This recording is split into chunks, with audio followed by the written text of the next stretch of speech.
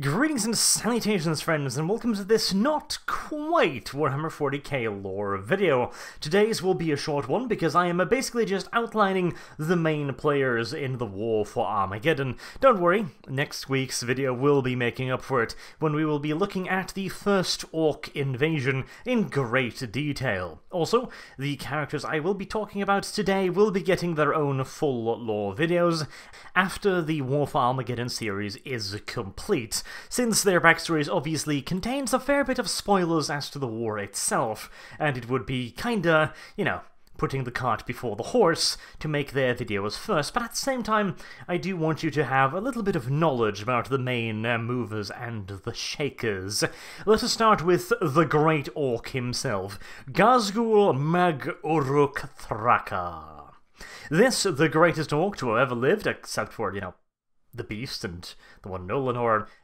anyways, never mind that, is a rather fanciful character. He has led several attacks both upon the Imperium and many other races, including the Eldar and the Tyranids and various other creatures, and he has been quite successful, particularly when you measure his success against the usual Orc metrics, which is not particularly great, to be entirely honest with you.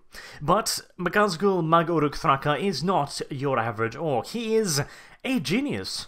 And he might very well be a psychic genius. But before we get to that, let us talk a little bit about his origins, because it is a rather interesting little story. You see, the young Thraka was but a normal boy. That was all. He was living his life in the warband of a Goth warlord, who one day ordered him to climb a mountain and assault an Adeptus Astartes position, which, everything considered, ended rather badly for young Thraka, or perhaps it actually ended very well. You be the judge. The outpost was a mere listening post and was not actually defended by Adeptus Astartes themselves, but the Astartes are famously niggardly when it comes to their toys, and they didn't want to share any with the Orcs, and so they had plopped down various automated defenses around the installation. It was one of these automated defenses that decided to put a bullet through Ghazghkull Mag Uruk Thraka's brain pan, scattering what meagre portions of brain the Orc had once possessed all over the sharp, jagged rocks. But this, surprisingly enough, was not the end for young Thraka, who, amazingly enough, got back up again some bloody how. A pair of friendly Orcs guided him back down the mountain and handed him over to Mad Doc Gitsnick for the price of 3 teeth and a new chopper. What, you weren't expecting good Samaritans from the Orcs, were you? The Mad Doc, living up to his name, decided to chop off what remained of Ghazghkull Mag Uruk Thraka. That's a mouthful. Let's just call him Thraka for now. Decided to cut off what remained of Thraka's top head and rummage around inside for a little bit, pulling some pieces out, adding some random pieces in again, muscling it around and then giving it a good stir for good measure, before taking a nice solid piece of adamantium plating, placing it over the offending hole, and then hitting it repeatedly with a hammer until it stopped leaking. Not the most subtle of surgeries, I think you will agree, but Orcs are remarkably durable creatures, and not only did Thraka survive the procedure, which is impressive enough in and of itself, but he got better from it. It would appear that Ghazghkull had some sort of latent psychic talent, or perhaps it was merely his psychic powers as an Orc, as all Orcs do have a latent psychic power that is usually smouldering just below the surface. The Orcs are, in almost all cases, not able to actually utilize this power for anything particularly useful, but in the case of Ghazghkull and his brand new headpiece, he managed to tap into this power somehow, and started receiving visions from Gork and Mork. And the twin deities wanted him to conquer the galaxy. Now, you may of course question the judgment of the twin deities for deciding that a brain-damaged Orc would be the best candidate for this rather monstrous task, but it turned out to be pretty damn okay.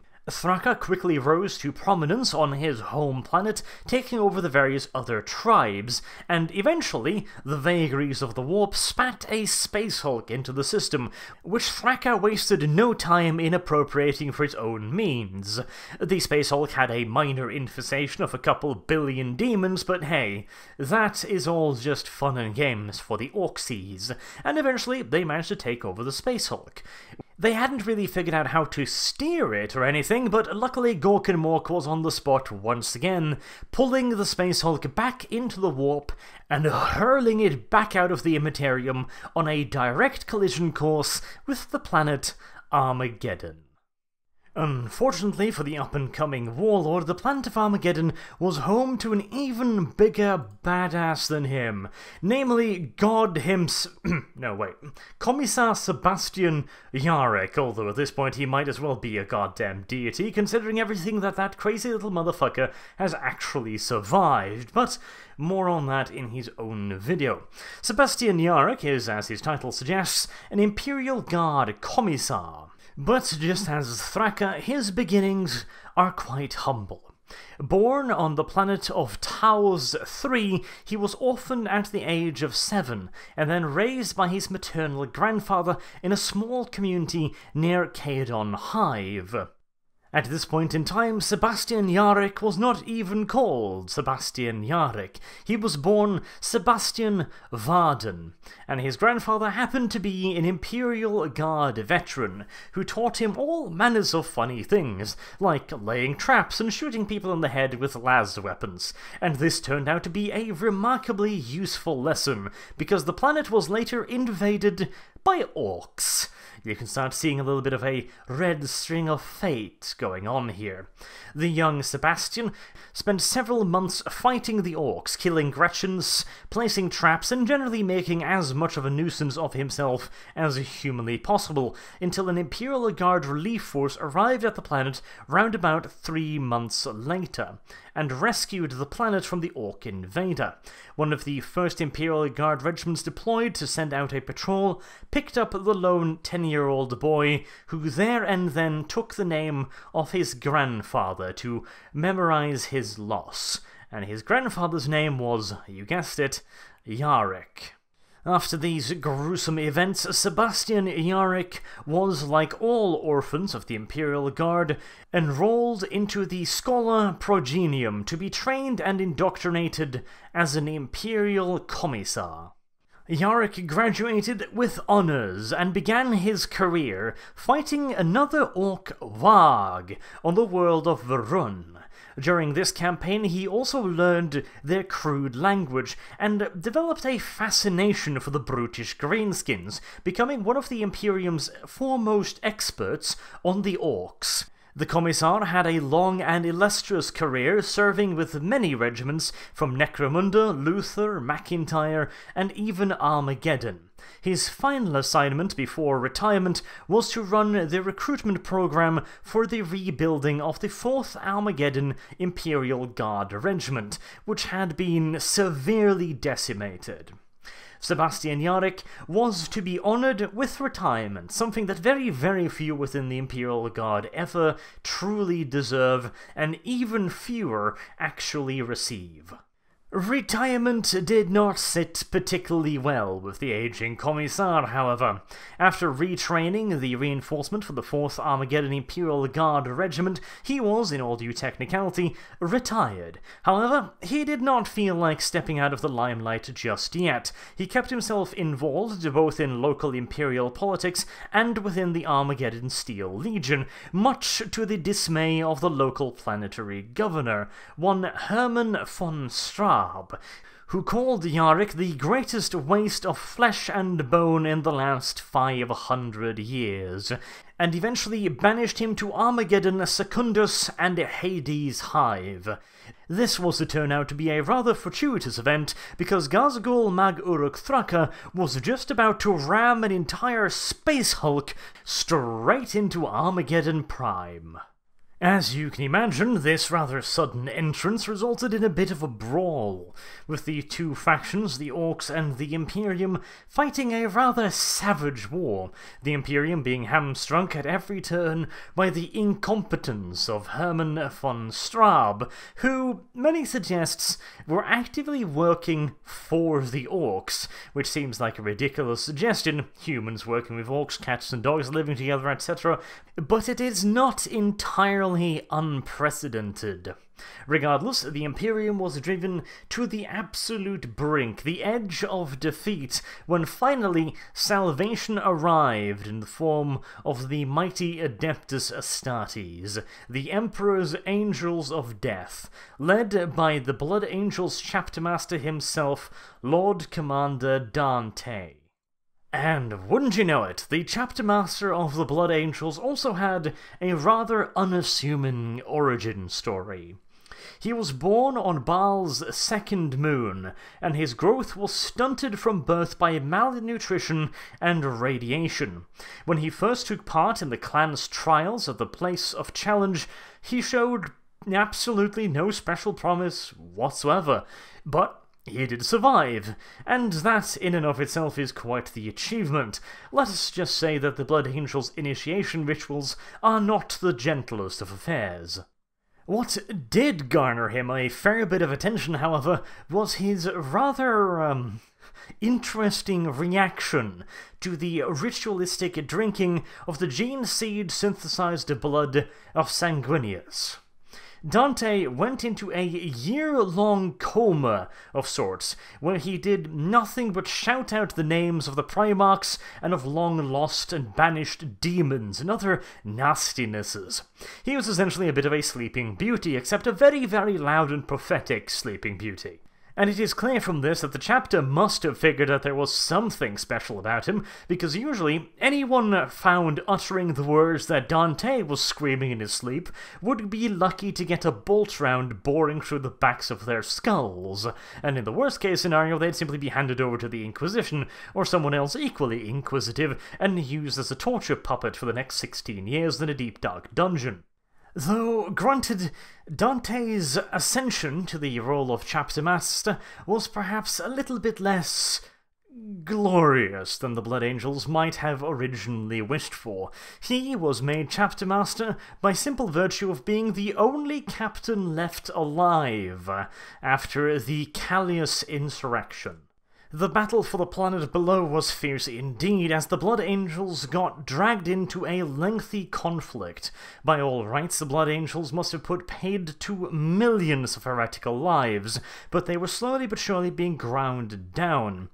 They were eventually reinforced by a large-scale deployment of Imperial Guard regiments and several other Space Marine chapters. The Blood Angels, having lost considerable numbers of their troops and several of their commanders, withdrew to high orbit to recuperate. Unfortunately, respite was not on the menu for the Chosen of Sanguinius, as a Chaos Armada ripped its way out of the warp and engaged the Imperial Navy elements. During the fighting, the Blood Angels were reduced to a mere 10% of their original chapter strength. All of their commanders were slain, and the only surviving members of their top command structure were a few sanguinary priests and chaplains, which came together and elected Dante as the next chapter master. An elevation due at least partially to the simple fact that he was the only surviving captain. Fortunately for the Blood Angels, Commander Dante was to prove himself more than capable of the task, and would indeed arise to become one of the most legendary commanders of the Blood Angels since Sanguinius himself. And on the planet of Armageddon he won perhaps his most famous of victories, taking an Imperial force that was days away from utter defeat and routing the rampaging Orc warlord once and for all. Dante's opening gambit for the war for Armageddon was to drop his Blood Angels directly into the largest concentration of Orcs he could find, hoping to decapitate the Orc horde by killing its war boss, and for a while it was even rumoured that Dante had succeeded in this gambit, but, as we all know, it turned out that Gazgul Mag Uruk Thraka was considerably harder to kill than that. But Dante and his Blood Angels were not the only Astartes to rush to the beleaguered system's defense. Another character that we do need to mention, although he did not garner quite the accolades that Dante did, is the chapter master of the Salamanders, Tushan. At this point in time, Tutu was very new to the job. He had only held the position of chapter master for 3 standard years, meaning that compared to Dante, who'd been holding his seat for a couple hundreds, he was the merest babe. But whereas many other chapters would instantly have some friction going on from having multiple chapter masters in the same system, the Salamanders are considerably more pragmatic when it comes to their leadership, and Tushan immediately allowed himself to be put under command of the far more experienced Dante. While the Blood Angels struck at the Orcs directly and the Ultramarines took up defensive position in the Hive cities, the Salamanders took care of the civilian population.